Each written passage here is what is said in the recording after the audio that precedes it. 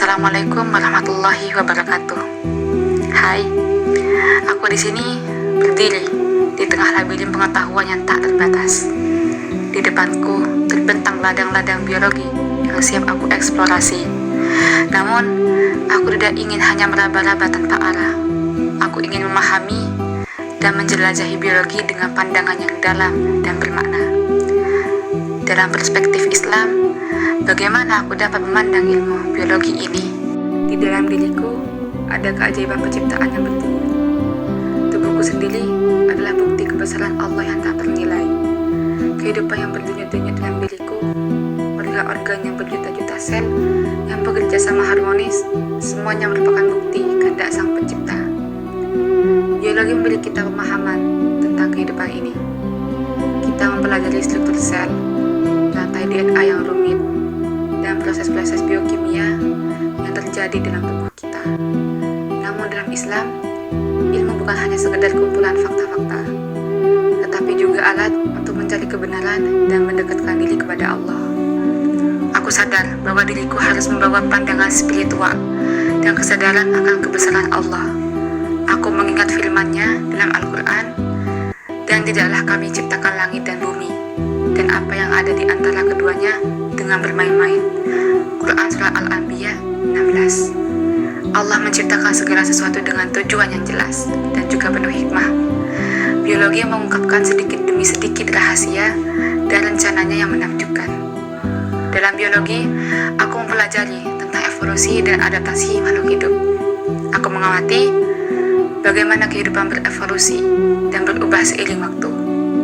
Namun sebagai seorang muslim, aku meyakini bahwa evolusi adalah perencanaan Allah yang sangat luar biasa. Allah menciptakan manusia dari tanah, dan melalui proses yang tak terbayangkan, kita berkembang menjadi makhluk yang kompleks. Dari segala hal yang telah aku pelajari, aku juga menyadari bahwa biologi memiliki batas-batasnya. Ada pertanyaan-pertanyaan yang tidak dapat dijawab oleh metode ilmiah semata, juga tak mampu dijawab oleh logika. Kenapa kita hidup? Apa tujuan sejati dari kehidupan ini? Pertanyaan-pertanyaan ini menuntunku pada dimensi spiritual, dan akhirnya aku mendapat jawaban dari semuanya. Dalam Islam, hidup bukan hanya tentang materi dan fakta ilmiah.